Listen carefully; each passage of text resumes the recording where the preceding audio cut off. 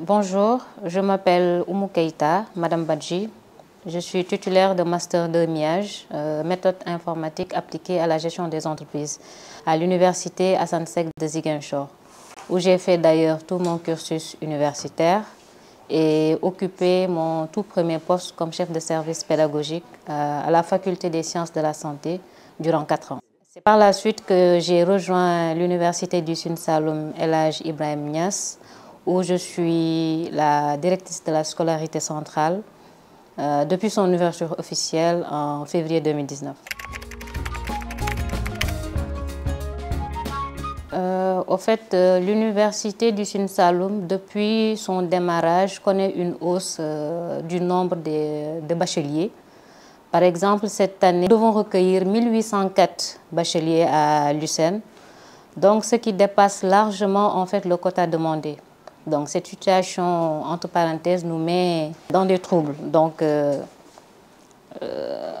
nombre est là, le personnel aussi bien père comme PATS n'est pas suffisant et jusqu'à présent nous sommes dans des locaux d'emprunt.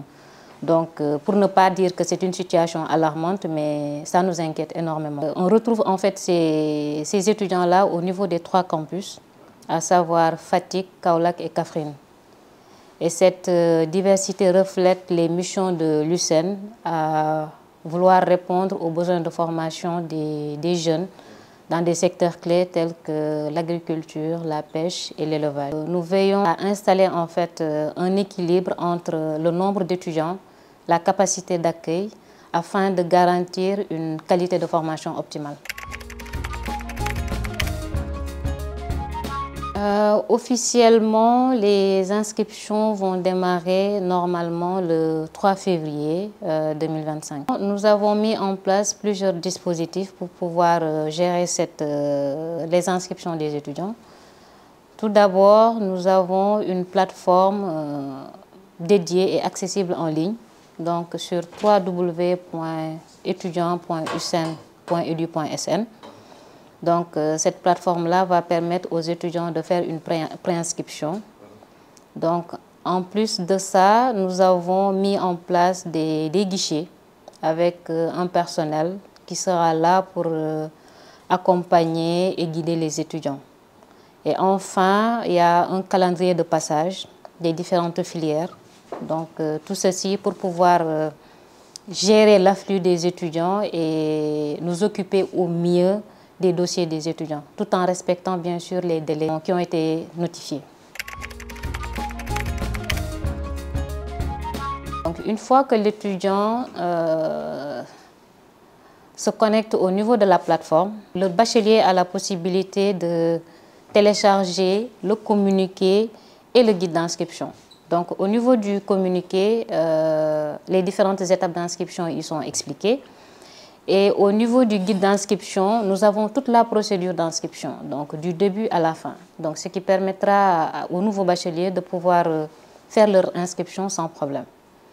Donc, une fois que l'étudiant crée son dossier, doit remplir en fait le formulaire, donc en mettant toutes les informations correctes. En plus de cela, il doit aussi téléverser des documents.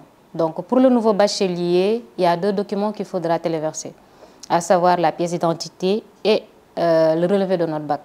Donc, je tiens à signaler aussi que pour ces 2 documents-là, on demande des exemplaires légalisés.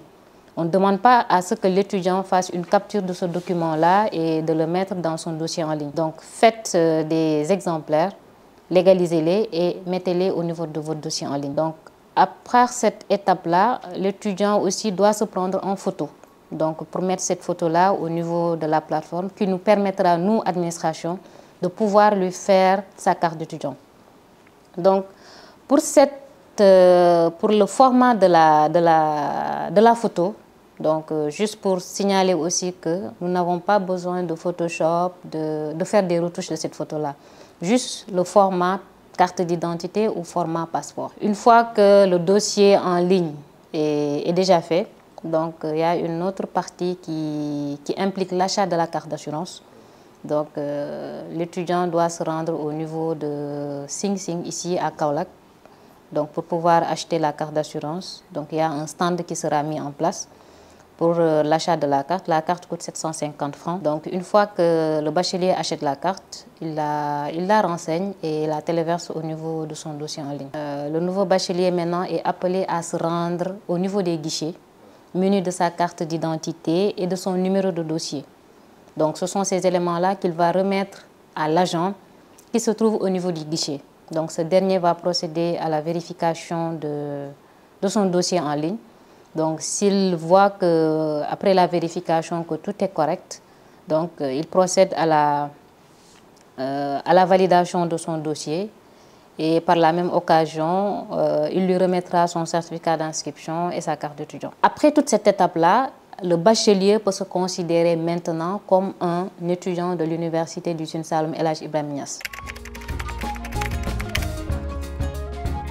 Par rapport à la carte d'assurance d'abord, donc nous sommes accompagnés par un assureur. Donc cet assureur-là est là pour assurer en fait les enfants en cas de problème, en cas d'accident, etc. liés en fait avec la scolarisation. Donc c'est ce dernier-là qui lui permettra, qui les prendra en charge en fait. Donc c'est très important d'acheter la carte d'assurance en fait. Et pour la visite médicale aussi, ce sera fait par les agents du CROUS, donc qui vont assurer la visite médicale, c'est-à-dire de faire une visite préalable, voir l'état de santé du bachelier, s'il a des soucis, etc. Donc s'il n'a pas de maladie contagieuse, tous ces éléments-là doivent être aussi pris en compte parce que ici, c'est en quelque sorte un regroupement. Donc il y a plein de personnes, plein d'enfants qui viennent ici. Donc ce serait bien que tout ce qui est maladie, tout ce qui est problème soit décelé tout à fait au début avant que ça n'aille plus loin. Voilà. Et que les prises en charge puissent être faites à temps.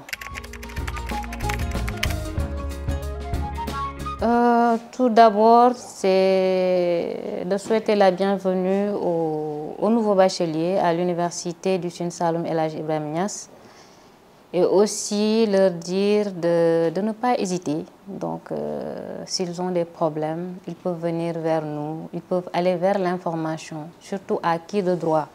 Il n'est pas dit que si j'ai besoin de telle information, je peux demander à qui je veux.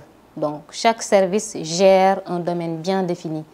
Donc, s'il s'agit de la scolarité, allez au niveau de la scolarité et renseignez-vous.